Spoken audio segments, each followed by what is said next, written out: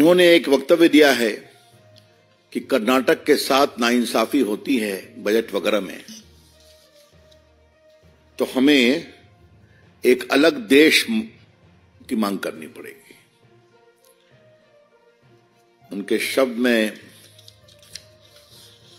if we do not condemn it today, then in coming days a necessity will arise to put forth a proposal for a separate nation for the South। Kannada में उन्होंने बोला था, उसका अंग्रेजी अनुवाद। मित्रों, में उनको एक मिनट भी एमपी रहने का अधिकार नहीं है, ये बात तो मैं भी अलग से बोलूंगा। लेकिन राहुल गांधी जी भारत जोड़ो यात्रा कर रहे हैं और उनके सांसद, जो उनके प्रदेश अध्यक्ष और उप मुख्यमंत्री के छोटे भाई हैं, वो भारत तोड़ने की बात कर रहे हैं और अभी तक उन्होंने कोई कमेंट नहीं किया है इसको डिसोन करते हुए। सोनिया गांधी भी खामोश हैं, उनके राष्ट्रीय अध्यक्ष खरगे साहब भी चुप हैं। ये लोग रोज हमारे प्रधानमंत्री को मन भर गालियां पढ़ते हैं कि तानाशाह हैं, चुनाव नहीं होने देंगे, क्या नहीं करेंगे, और रोज ये संविधान की दुहाई देते हैं, रोज। और आज उनके एक वरिष्ठ सांसद, जरा शांत रहे, पीछे कैमरा, वरिष्ठ सांसद जो एक प्रकार से कर्नाटक के मजबूत स्तंभ हैं, important pillar of Karnataka Congress, वो ये कह रहे हैं कि कर्नाटक को अलग राष्ट्र बनाया जाए। तो क्या राजनीतिक फायदे के लिए राहुल गांधी कांग्रेस पार्टी इस स्तर पर चली आएगी? यह बहुत दुर्भाग्यपूर्ण है। और रोज हमारे ऊपर संविधान के उल्लंघन की दुहाई देने वाली कांग्रेस, उसके नेता, उसके राष्ट्रीय अध्यक्ष राहुल गांधी, सोनिया गांधी, सारे एलाइज, आज उनको संविधान के अनुसार जवाब देना जरूरी है कि इन लोगों ने, किसी ने भी डीके सुरेश के इस असंवैधानिक टिप्पणी का विरोध नहीं किया है। All the leaders of the so-called India Gathbandhan are maintaining a conspicuous silence on this utterly shameful, irresponsible and unconstitutional comment of the Congress MP from Karnataka, Mr. D.K. Suresh। ये बात मैं कहना चाहता हूं। अब थोड़ा मैं संविधान देश के सामने रखना चाहता हूं।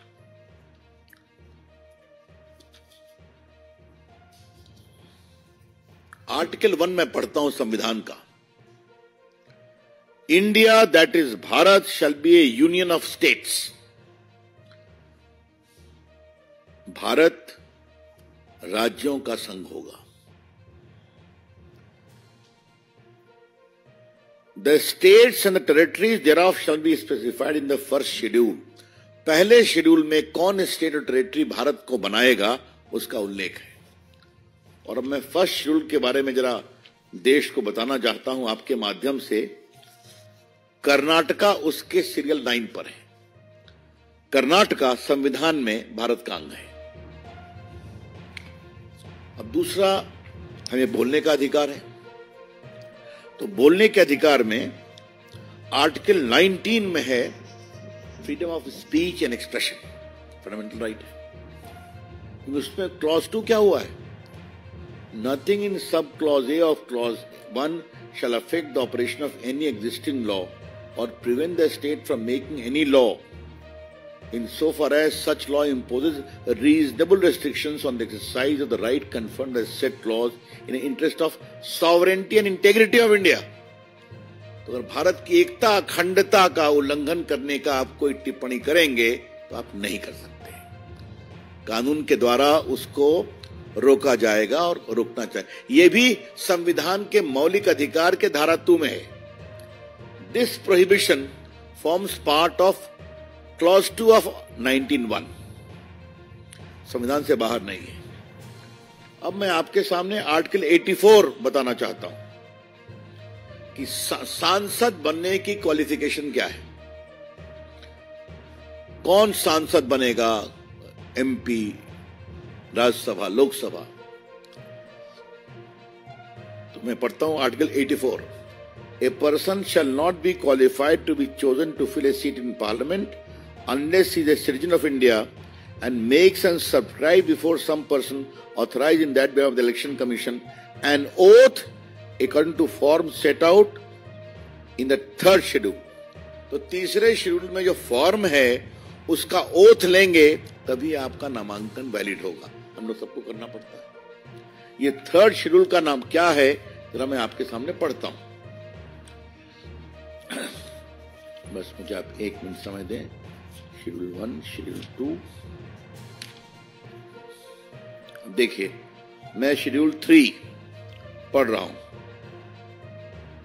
Form of oath or affirmation to be made by candidate for election to parliament.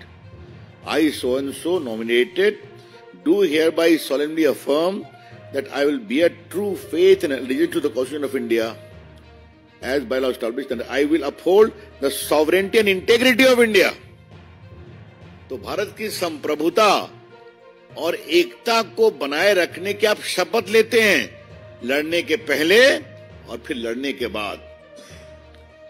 तो आप जीत गए तो क्या होता है? I swear in the name of God और solemnly affirm that I will bear truth, true faith and allegiance to the Constitution of India as by law established. I will uphold the sovereignty and integrity of India। तो आप MP बनते हैं तो आपको भारत की एकता अखंडता को मानना ही नहीं है, उसका ओथ भी लेना है उम्मीदवार के रूप में। और जीतने के बाद जब सदन में आएंगे तब भी ओथ यही लेना है, मंत्री बनेंगे तब भी ओथ यही लेना है। और आपको बोलने का अधिकार है, लेकिन बोलने के अधिकार 90 में 19(2) है कि आप भारत की एकता अखंडता का अगर अतिक्रमण करेंगे तो इस पर रीजनेबल रिस्ट्रिक्शन लग सकते हैं। और भारत क्या है मैंने आपको पढ़ के बता दिया आर्टिकल 1। तो मिस्टर डीके सुरेश ने जो भी बोला है वो भारत के संविधान के हर प्रावधान का उल्लंघन है, भारत की एकता अखंडता का उल्लंघन है। उनको 1 मिनट भी भारत लोकसभा के एमपी रहने का अधिकार नहीं है।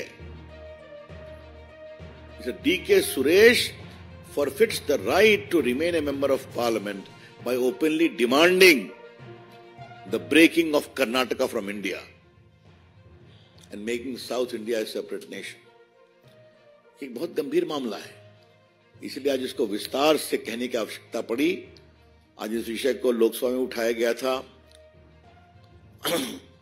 और हमारे राज्यसभा में उठाया गया था, वहां नेता पीयूष गोयल के द्वारा और वहां माननीय संसदीय कार्य मंत्री के द्वारा। और वहां भी मैं सीधा कहूंगा, मैडम सोनिया गांधी क्या आप माफी मांगेंगी? राहुल गांधी क्या आप माफी मांगेंगे? और खड़गे जी रोज जो आप मोदी जी पर क्या क्या नहीं कहते कि फासिज्म है, इलेक्शन नहीं कराएंगे, आप माफी मांगेंगे? क्या इनको सस्पेंड करेंगे? ये हम बड़े सवाल उठाना चाहते हैं, क्योंकि ये भारत की एकता और अखंडता पर इतना गहरा आघात किया गया है और कांग्रेस पार्टी खामोश है। जो डिप्टी सीएम के भाई हैं इनके पास 338 करोड़ की संपत्ति है। ये मैं नहीं कह रहा हूं, जब चुनाव लड़ रहे थे तो उन्होंने डिक्लेयर किया है। तो अच्छे भले आदमी है पैसे के मामले में, ठीक है, उनका निजी मामला है, वो काफी कुछ चलता है उनके परिवार में, अलग विषय पर भी चर्चा करेंगे।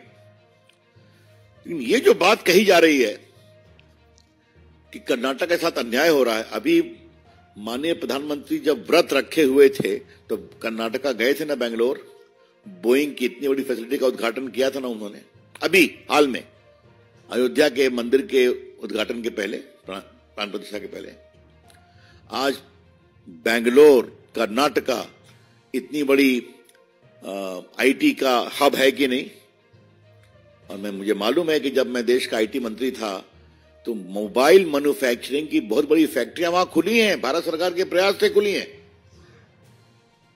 तो ये क्या बोल रहे हैं कि उनके साथ दोहरे मानदंड किए जाते हैं? Karnataka is a proud part of India, Bangalore is the IT hub of India, of innovation, of various forms of technology, of pharmaceutical, of science, of electronic manufacturing, of chip manufacturing. क्या क्या बोल जाते हैं।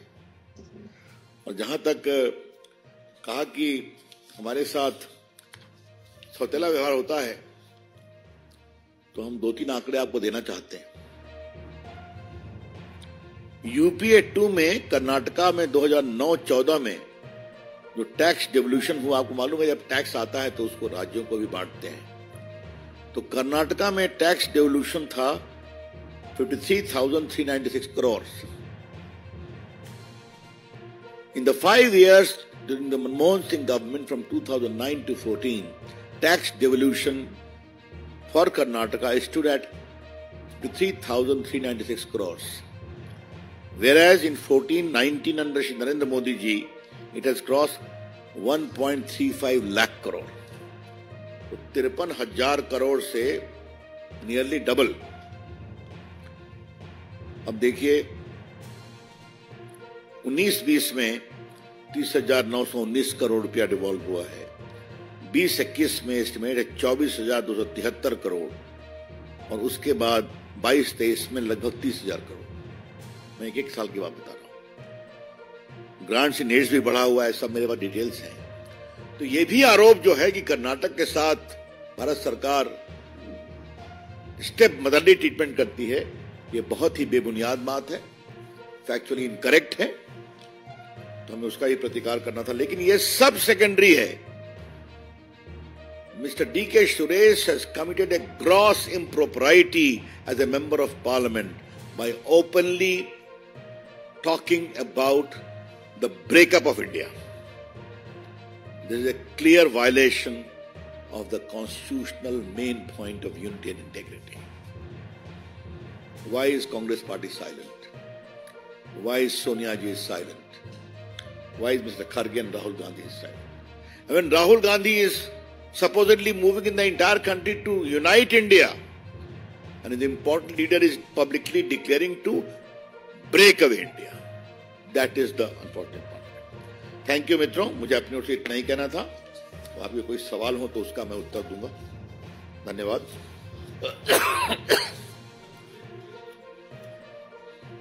वो तो स्ट्रेटजी की बात है।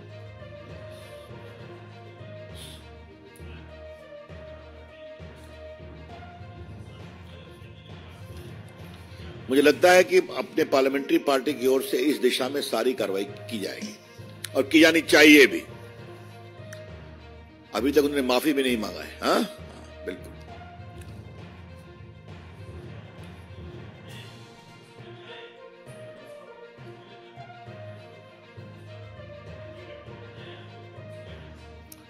देखिए, एथिक्स कमेटी क्या करेगी वो तो एथिक्स कमेटी तय करेगी, लेकिन ये विषय बहुत गंभीर है। लेकिन वही मैं पूछ रहा हूं, क्यों नहीं कहा है? क्योंकि वो तो ऊपर देखते हैं कि सोनिया जी क्या बोल रही हैं, राहुल गांधी क्यों खामोश है, खड़गे जी क्या बोल रहे हैं, तो सभी खामोश है। तो क्या शुद्ध राजनीतिक स्वार्थ के लिए देश की एकता अखंडता का तार तार किया जाएगा? ये बात हम बीजेपी की ओर से उठाना चाहते हैं। Any other question on this? Yes, आज का मेन फोकस यही है। बताइए। मुझे कोर्ट के निर्णय के संबंध में कोई टिप्पणी नहीं करनी है। धन्यवाद।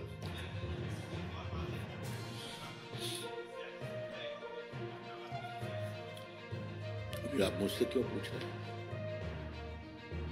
ये सवाल उनसे पूछिए ना कि मुख्यमंत्री बन गए, सरकार बन गई, मंत्री शपथ ले लिए, तो क्या गाड़ी हिलडुल रही है क्या? देखिए, मैं एक बात आज आपको क्लैरिफाई कर देना चाहता हूं। तो मैंने कांग्रेस पार्टी की टिप्पणी में देख रहा था, तो झारखंड के बारे में तो मैंने बताया था। ये कांग्रेस पार्टी का कोई चेहरा है टिप्पणी करने का? याद करिए कितनी बार चुनी हुई सरकारों को डिसमिस किया कांग्रेस पार्टी ने। शुरू करूं, नंबूदरी-पाद की केरला की सरकार सीपीएम की पहले डिसमिस किसने किया था? कांग्रेस पार्टी ने किया था। प्राइम मिनिस्टर कौन थे? नेहरू जी। और अध्यक्ष कौन थी? इंदिरा गांधी, कांग्रेस की। पूरी इमरजेंसी में कितने को डिसमिस कर दिया, याद है आपको? बीच में डीएमके की सरकार को भी डिसमिस किया गया था, करुणानिधि की सरकार को कांग्रेस पार्टी ने। और तो और 6 दिसंबर के बाद यूपी की छोड़िए, राजस्थान की बीजेपी की सरकार शेखावत जी की, एमपी की सरकार पटवा जी की और शांता कुमार की सरकार हिमाचल प्रदेश की, तीनों को डिसमिस कर दिया था। ये क्या इनका चेहरा है? कहते हैं at a drop of a hat they used to dismiss. मुझे सरकार पसंद नहीं है। और दक्षिण भारत की बात करने वाले लोगों को, मुझे टी नंजैया को राजीव गांधी ने हैदराबाद एयरपोर्ट पर क्या बेइज्जत किया था बताने की जरूरत है क्या? ये लोग हमसे सवाल पूछते हैं, कांग्रेस के लोग, जिन्हें संघवाद का, विपक्षी सरकारों का एक प्रकार से असंवैधानिक रूप से डिसमिस करने में क्या कीर्तिमान स्थापित किया था, हमसे सवाल पूछते हैं। आज तो देखिए, गवर्नर साहब ने शपथ दिलाया, 10 दिन का मोहलत दिया है, जो सुप्रीम कोर्ट का मैंडेट, साबित करिए। तो अगर साबित करने के लिए आपको हैदराबाद ले जाना पड़ रहा है तो क्या मामला है? चलिए